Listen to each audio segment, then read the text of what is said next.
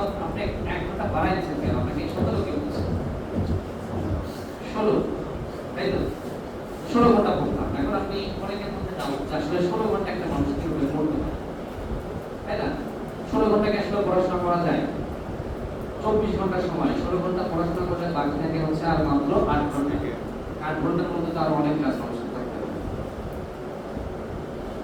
তো আমরা আজকে দেখব যে কিভাবে আসলে ১৬ ঘন্টা পড়া যায় এবং আপনি চেষ্টা করলে কিভাবে ১৬ ঘন্টা পড়তে পারেন। ঠিক আছে?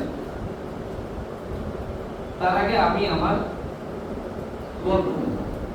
কাউকে গোল ফিল লাগতেছে? না।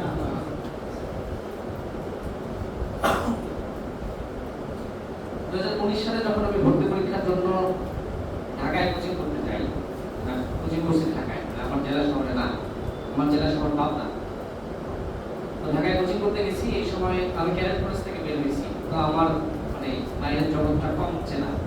আপনারা জানেন আপনাদের বন্ধু বান্ধব যারা ক্যাডেট কলেজে আছে বা পরিচিত যদি কেউ থেকে থাকে জেনে থাকবেন যে ক্যাডেট কলেজের ছাত্ররা সাধারণত মানে বাইরের জগৎটাকে খুব বেশি চেনে না, এক্সপেরিয়েন্স করতে। কিন্তু মিন টাইম আমার যখন নৌবাহিনীতে গ্রিন কার্ড হয় তখন আমার কোনো ব্যাচমেট আমাকে তাদের সাথে নিচ্ছিল না। মানে আমরা যেটা করছিলাম ক্যাডেটরা সেটা হচ্ছে কয়েকজন মিলে ৩-৪ জন ৫ জন মিলে একটা করে ফ্ল্যাট ভাড়া নিয়েছিলাম ঢাকায়। ওই ফ্ল্যাটগুলোতে আমাকে কেউ নিচ্ছিল না। কেন? কারণ ওদের একটা